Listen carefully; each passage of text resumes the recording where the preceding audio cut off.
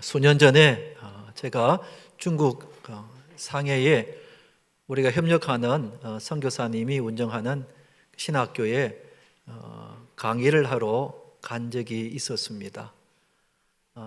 그때에 그 중국 상해에 제가 전에부터 알고 지내던 장로님 부부가 있었습니다. 이분은 원래 한국에서 대기업으로 근무하시다가 중국에 파견 근무차 가셨다가 따로 독립하여서 개인 사업을 하고 계신 그런 분이셨는데, 상해에 간 김에 안부도 물을 겸 해서 연락을 드렸더랬습니다.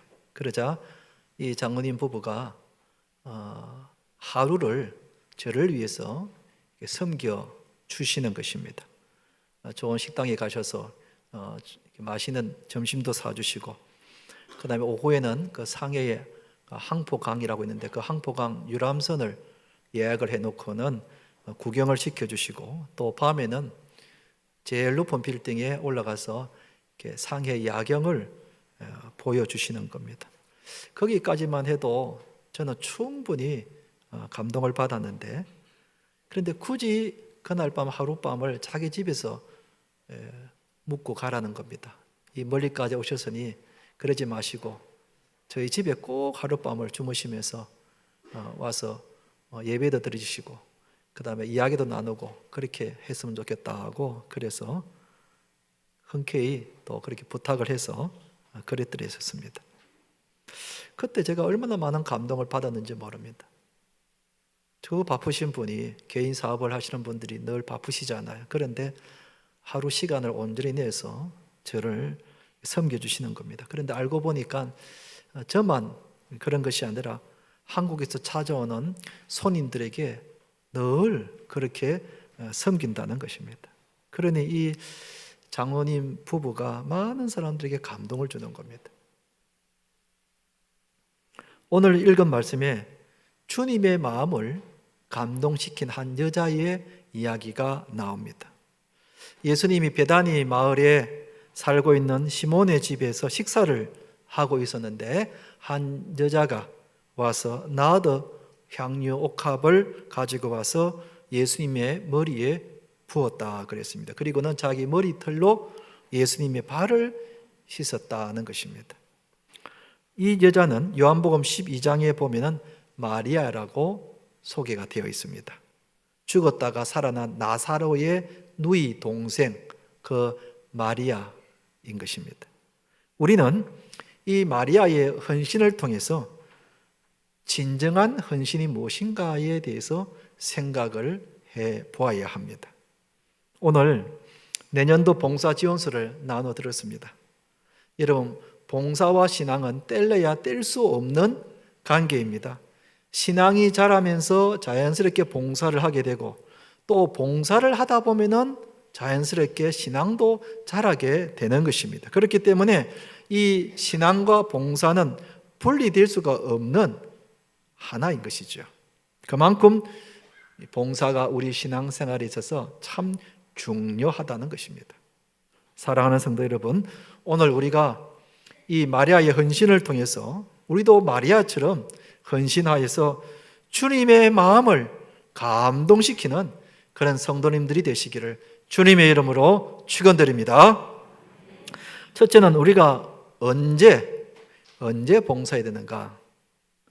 기회가 왔을 때라는 것입니다. 오늘 본문에 보면 예수님께서 어디에서 식사를 하고 계시는가 하면은 3절 보면 예수께서 베다니 나병 환자 시몬의 집에서 식사하실 때에 한 여자가 매우 값진 향유 곧 손전한 나드 한 옥합을 가지고 와서 그 옥합을 깨뜨려 예수의 머리에 부으니, 예수님께서 베다니 나병 환자 시몬의 집에서 식사를 하고 계실 때였습니다. 그런데 이 베다니 마을에 또 누가 살고 있었는가 하면 바로 나사로의 가족들, 마리아가 이 베다니 마을에 살고 있었습니다. 나사로가 병들었을 때에 주님이 다시 살려주셨으니 얼마나 큰 은혜를 받았습니까? 그러니까 평소에 이 마리아가 자기 오빠를 살려주신 주님의 그 은혜에 어떻게 보답할고 하는 그런 마음을 늘 가지고 있었지만, 그러나 예수님께서는 주로 베다니에서 먼 북쪽 갈릴리 지역에서 사역을 하고 계셨기 때문에 저 멀리까지 찾아가기가 쉽지 않았던 것입니다. 그런데 마침 예수님이 자기가 살고 있는 이 베다니 마을에 오신 것입니다. 그러자 마리아가 어떻게 했는가? 다시 3절을 보면은 이렇게 나와 있습니다. 예수께서 베다니 나병 환자 시몬의 집에서 식사하실 때에 한 여자가 매우 값진 향유 곧 순전한 나드 한 옥합을 가지고 와서 그 옥합을 깨뜨려 예수의 머리에 부었다 그랬습니다. 마리아는 자기가 준비한 나드 향유 옥합을 가지고 가서 예수님의 머리에 부은 것입니다. 예수님을 위해서 향유 옥합으로 봉사를 한 것입니다. 이처럼 마리아는 자신이 살고 있는 마을에 예수님이 오셨다는 이 기회를 놓치지 않고 헌신을 한 것입니다. 그리고 마리아의 헌신은 시기적으로도 참 적절했다고 예수님께서 말씀하셨습니다. 예수님이 이렇게 말씀하셨습니다. 8절 보면은 그는 힘을 다하여 내 몸에 향유를 부어 무엇을 미리 준비하는 거라 그랬습니까? 내 장례를, 예수님의 장례, 즉 예수님께서 돌아가실 것에 대한 그 죽으심을 미리 준비하는 것이라고 예수님이 말씀하셨습니다. 그러니까 마리아의 이 헌신이 예수님의 죽으심을 준비하는 시기적으로 대단히 중요한 의미를 가지고 있었다는 것입니다. 만약에 마리아가 이 기회를 미루었다면, 다음에 하지 하고 미루었다면 이 좋은 기회를 아마 놓쳤을 것입니다. 이렇게 마리아가 기회가 왔을 때에 봉사한 것이 예수님의 마음에 감동이 온 겁니다. 우리도 마찬가지입니다. 여러분, 나에게 봉사할 기회가 왔을 때 우리가 봉사해야 합니다. 그런데 우리는 봉사할 기회가 찾아왔을 때에 대개 우리는 미룹니다. 다음에 하겠다고 그렇게 미룹니다. 나중에 자식 대학 보내고 난 다음에 하겠다고 합니다. 대학에 들어가면은 결혼시키고 난 다음에 하겠다고 합니다. 결혼하면은 손자 다 키우고 나서 하겠다 그럽니다. 손자 다 컸는데도 그러면은 내가 직장 은퇴하고 시간 많을 때 그때 하겠다 그럽니다. 그런데 은퇴하고 나면은 그때는 기운이 없어서 봉사를 하려고 그래도 할 수가 없는 것입니다. 그러니 기회를 다 놓치고 마는 겁니다. 그리스에 이상한 모양을 한 동상이 있다고 합니다. 어깨와 발에 날개가 달려 있다는 겁니다. 보통 날개는 어깨에 달려 있는데 이 동상은 발에도 날개가 달려 있다는 것입니다. 그리고 얼굴에 앞머리에는 머리카락이 많지만 뒤에는 머리카락이 하나도 없다는 것입니다. 여러분, 그런 동상을 여러분 머릿속에 그릴 수 있겠습니까? 좀 이상한 모양의 동상이죠. 그런데 그 동상 밑에는 이런 설명의 글이 적혀 있다고 합니다. 그대의 이름은 무엇인가? 기회라는 것입니다. 그대는 왜 날개를 어깨뿐만 아니라 발에도 달렸는가? 기회는 빨리 지나가기 때문에 그렇다는 겁니다. 그대의 앞머리는 왜 머리카락이 많은가? 기회가 올 때 사람들이 쉽게 그 기회를 붙잡으라는 것입니다. 그런데 왜 뒷머리는 머리카락이 하나도 없는가? 기회가 지나가고 나면은 다시는 붙잡을 수가 없다는 겁니다. 무슨 뜻인지 여러분 정리가 되겠습니까? 기회가 왔을 때 붙잡아야지 기회가 지나가고 나면은 붙잡을 수 없다는 것입니다. 우리가 봉사할 기회가 왔을 때 우리가 봉사를 해야지 지나가고 나면은 봉사할 수가 없다는 겁니다. 그런데 주님이 지금 우리에게 봉사할 기회를 주고 계십니다. 지금 내가 건강할 때에, 지금 내가 젊었을 때에, 지금 내가 직분을 받았을 때에, 지금 내가 힘이 있을 때에, 지금 내가 재능이 있을 때에, 하나님으로부터 은사를 받았을 때에, 내가 봉사해야지 하는 생각이 들었을 때에, 또 내가 은혜를 받았을 때에, 여러분 그 기회를 놓치지 말라는 것입니다. 주님은 우리에게 봉사할 기회를 주고 계시는데 우리가 이 기회를 놓치지 말고 지금 봉사해야 되는 것입니다. 나중은 내 시간이 아닙니다. 정말 나중이라는 그 시간은 내가 장담할 수 없는 시간입니다. 지금 내가 건강하고 직분 받았을 때, 젊었을 때에, 힘이 있을 때, 마음 먹었을 때에 그래, 이 기회를 놓치지 말고 봉사하라는 겁니다. 또 2022년도 한 해가 저물어 가고 있습니다. 여러분 우리 스스로 한번 생각해 보십시다. 지난 한 해 동안 내가 하나님 앞에서 얼마나 봉사를 했는가, 내가 교회를 위해서 얼마나 봉사를 했는가 한번 생각해 보십시다. 그저 주일 예배만 한 번 드리고 일주일 내내 아무런 봉사도 하지 않고 지낸다면은 주님이 어떻게 생각하시겠습니까? 주님은 우리에게 매번 봉사할 기회를 주시는데 이 봉사할 기회를 자꾸 놓치는 겁니다. 다음에 하겠다 그럽니다. 나중에 하겠다 그럽니다. 그러면서 우리는 지금까지 허송세월을 보내고 있는 거예요. 그러지 마시고 주님이 우리에게 기회 주실 때에 봉사하시기를 바랍니다. 아멘? 한번 따라 합시다. 기회 왔을 때 봉사합시다. 기회 왔을 때 봉사합시다. 사랑하는 성도 여러분, 주님이 지금 우리에게 기회를 주십니다. 봉사하는 할 수 있는 기회를 주십니다. 이 때를 놓치지 말고 우리가 봉사해서 주님의 마음을 감동시키는 우리 성도님 되시기를 주님의 이름으로 축원드립니다. 두 번째, 그럼 우리가 어떻게 봉사해야 되는가? 어떻게 봉사해야 되는가? 힘을 다하여 봉사해야 된다 그랬습니다. 마리아가 어떻게 주님께 힘을 다하여 봉사했는가? 8절을 보면은 그는 힘을 다하여 내 몸에 향유를 부어 내 장례를 미리 준비하였다 그랬습니다. 마리아는 힘을 다하여 주님께 봉사했습니다.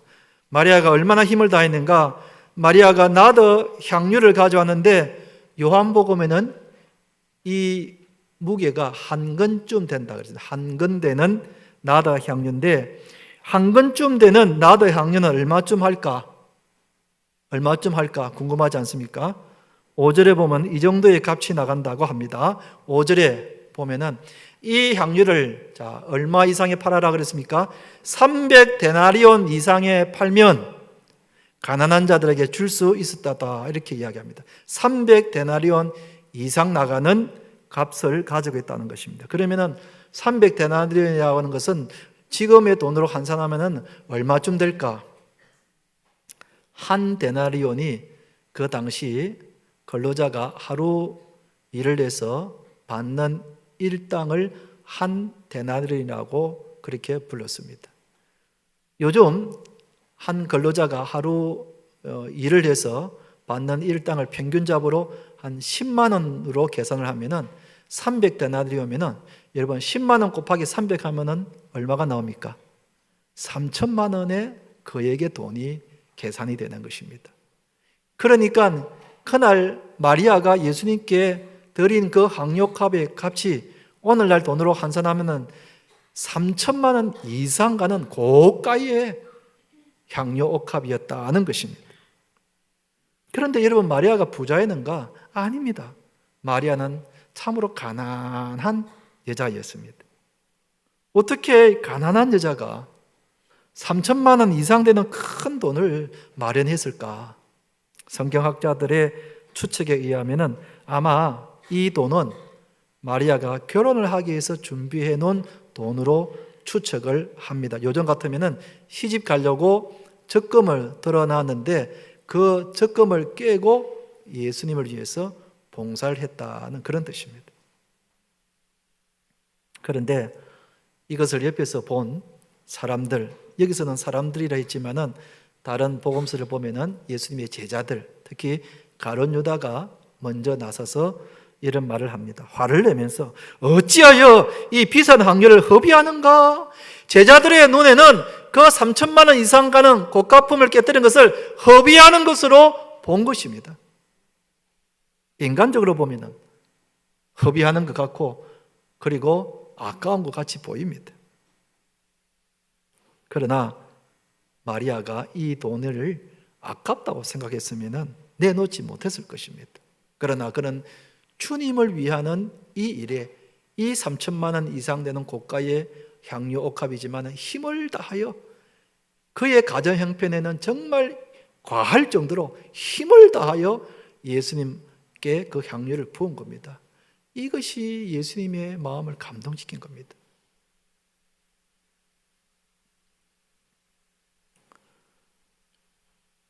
여러분, 우리가 주님께 봉사할 때 힘을 다하여 봉사해야 됩니다.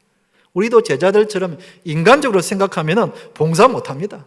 여러분, 주일날 봉사하려고 일찍 나와야 되는데 차라리 그 시간에 1시간 잠을 더 자는 게 낫지, 이렇게 인간적으로 생각하면 봉사 못합니다. 평일날 경로대학이나 계자시 전도대 나와서 봉사하는 것보다 차라리 그 시간에 운동하는 것이나 놀러 가는 것이 더 낫다고 생각하면, 이렇게 인간적으로 생각하면 봉사 못합니다.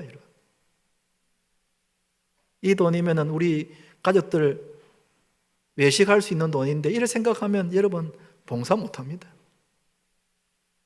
차라리 내가 1시간 TV를 더 본다든지 쉰다든지, 차라리 내가 하고 싶은 걸 한다고 생각하면, 이런 인간적인 세상적인 생각하면 봉사 못합니다.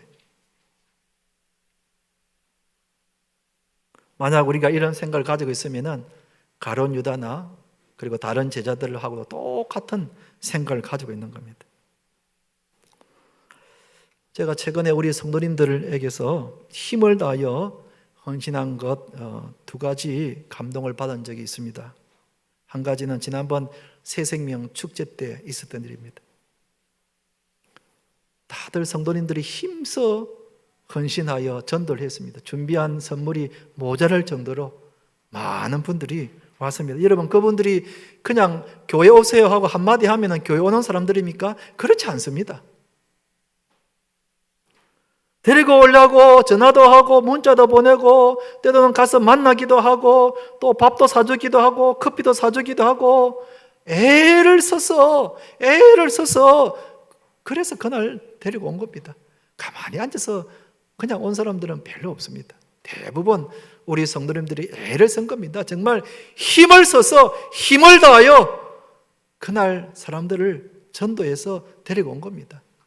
그때 우리들의 마음이 얼마나 감동을 받았습니까? 보고 있기만 해도 우리들의 마음이 얼마나 감동적입니까? 그렇다면 우리 주님의 마음도 감동을 받으시는 겁니다. 왜냐하면 우리가 감동을 받으면 우리 주님도 감동을 받으시는 겁니다. 또 한 번은 지난주 추수감사 축제 때였습니다. 여러분, 지난 추수감사 찬양축제에 오지 못하신 분들 혹시 계시면 여러분 정말 좋은 기회를 놓친 겁니다. 그날 다들 전도에서 힘을 다하여 준비를 하셨는데 그 준비한 모습이 역력히 나타나는 겁니다. 얼마나 연습을 많이 하셨는지, 그 소품이며 의상이며 또 분장이며, 여러분 그게 쉽게 되는 것이겠습니까? 여러 번 연습을 하고 또 연습을 하고 준비를 해서 그런 작품이 나오게 되는 거죠. 그날 저를 비롯해서 거기에 참석한 우리 성도님들이 얼마나 감동을 받고 얼마나 기뻤는지 모릅니다. 막 박수를 치면서 얼마나 마음에 감동을 받았는지 모릅니다. 우리가 감동을 받았다면 우리 주님도 마찬가지일 겁니다. 감동을 받았을 겁니다. 힘을 다하여 우리가 준비했을 때에 주님이 감동을 받으시는 겁니다. 그러니 여러분, 우리가 힘을 다하여 봉사할 때에 주님이 감동을 받으시는 겁니다. 여러분, 집이 멀다고 해서 나는 봉사하지 않아도 된다고 생각을 하지 마시고, 집이 멀지만은 그래도 내가 힘을 다하여 봉사할 때에 그걸 보시고 주님이 감동을 받으시는 거예요.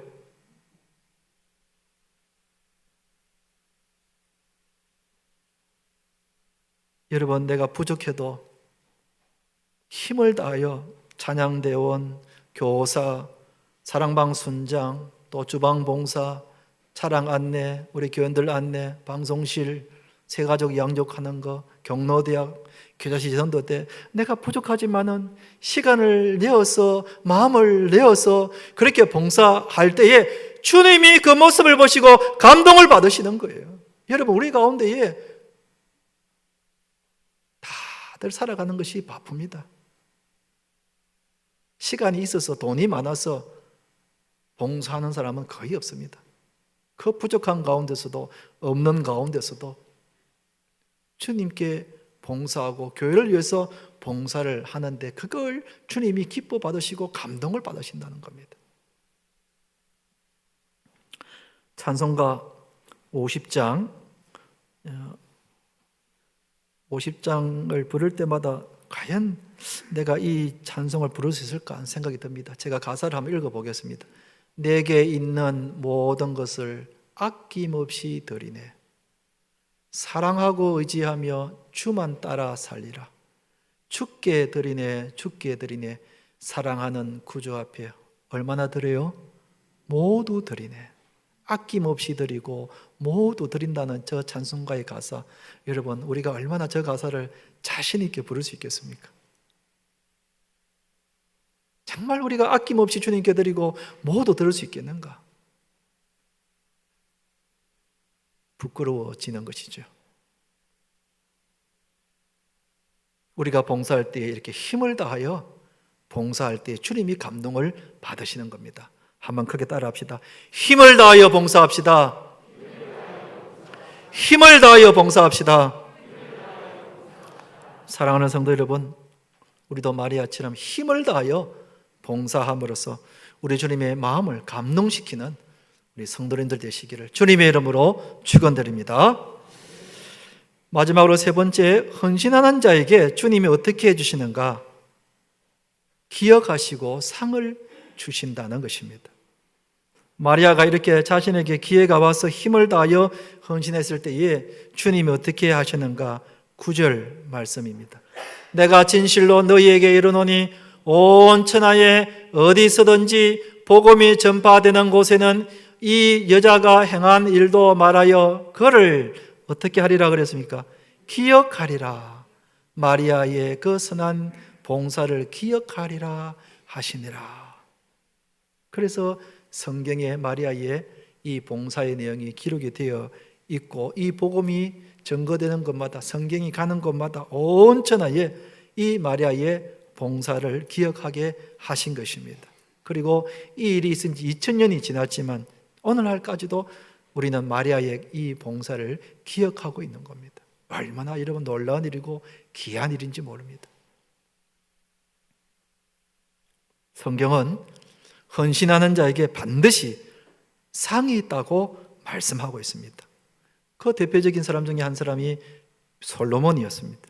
솔로몬은 우리는 솔로몬 하면 지혜의 왕 그렇잖아요.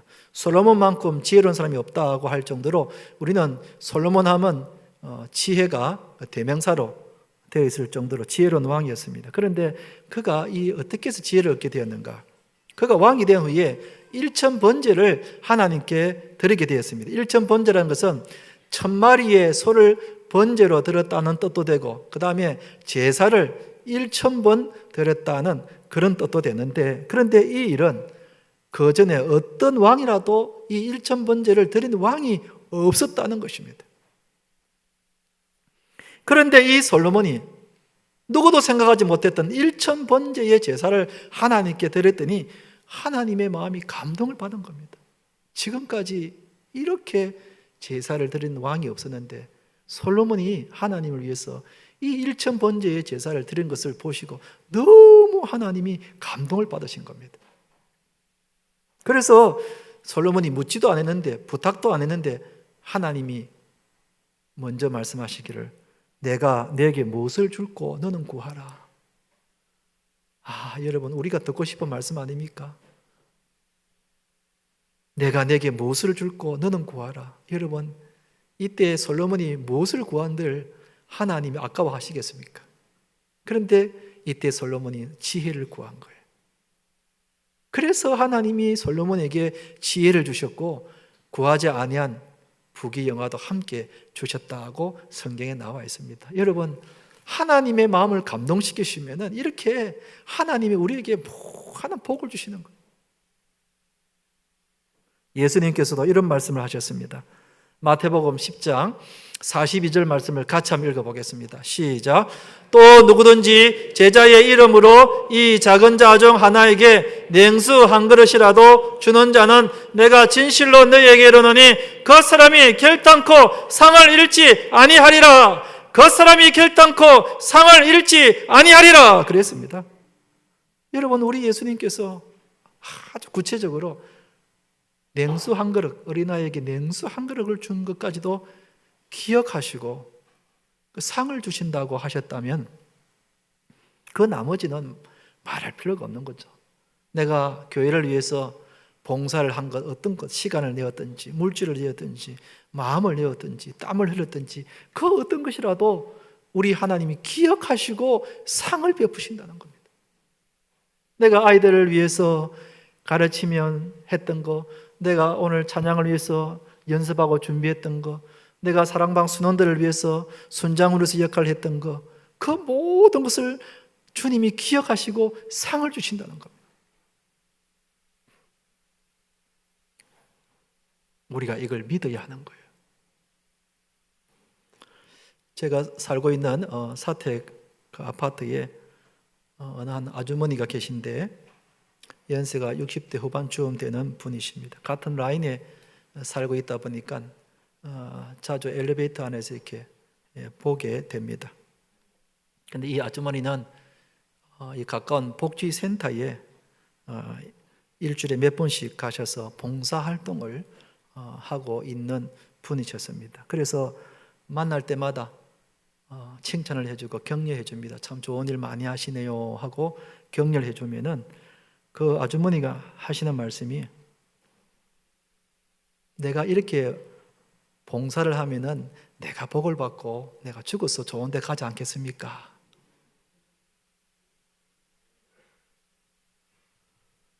여러분, 이 아주머니는 내가 다른 사람을 위해서 봉사하면은 반드시 자기가 복을 받는다고 그렇게 믿고 있는 겁니다.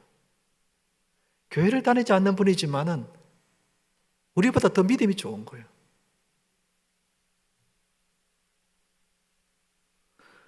우리는 성경에 남을 위해서 섬기고 봉사하면 반드시 상이 있다고 분명히 나와 있는데도 우리는 믿음이 없는 거예요. 우리가 이 아주머니보다 더 믿음이 없는 거예요. 여러분, 우리 하나님은 우리에게 상을 주시려고 복을 주시려고 안달이 나 있는 분이십니다. 그런데 공의로우신 하나님이시기 때문에 아무것도 안 했는데 상을 줄 수는 없는 거 아니겠습니까? 그래서 하나님이 우리에게 봉사를 하게 하는 겁니다. 여러분, 우리 하나님은 전능하신 분이기 때문에 우리가 봉사를 하지 않아도 하나님의 어떤 사역이나 뜻이 어긋나는 일은 없습니다. 하나님은 어떤 방법이든지 하나님의 뜻을 이루어 가시는 분이십니다. 그런데 왜 굳이 우리에게 봉사를 하게 하시는가? 봉사를 하기 위해서 하나님이 우리에게 상을 주시려고 하는 거예요. 내가 일은 조금밖에 안 했는데 복과 상은 엄청나게 주는 겁니다. 30배, 60배, 100배로 주시는 겁니다. 이렇게 하나님은 일손이 부족해서 우리에게 봉사하라고 하신 것이 아니라 우리에게 상 주시기 위해서, 엄청난 상을 주시기 위해서 우리에게 봉사를 맡겨주는 겁니다. 여러분, 이걸 우리가 알아야 되는 거예요. 이걸 우리가 알아야 되는 겁니다. 나에게 봉사할 기회가 왔을 때에, 이야, 내가 하나님께 복을 받을 기회구나.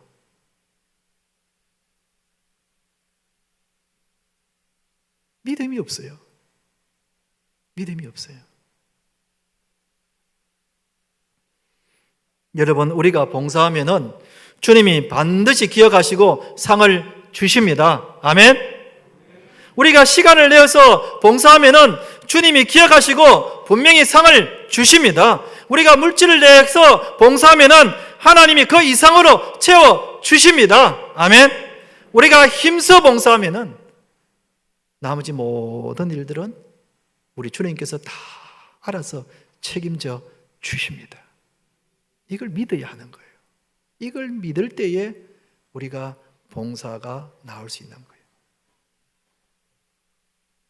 사랑하는 성도 여러분, 우리가 주님을 위해서 이렇게 봉사하여 주님으로부터 큰 상과 복을 받으시기를 주님의 이름으로 축원드립니다. 이제 말씀을 맺겠습니다. 봉사는 우리에게 기회가 왔을 때 해야 합니다. 그리고 힘을 다해서 해야 합니다. 그러면 주님이 기억하시고 반드시 상을 베풀어 주십니다. 주님은 오늘 우리 모두에게 봉사하라고 말씀하십니다. 오늘 우리는 봉사 지원서를 받았습니다. 이것은 주님이 나에게 내민 겁니다. 어떻게 하실랍니까?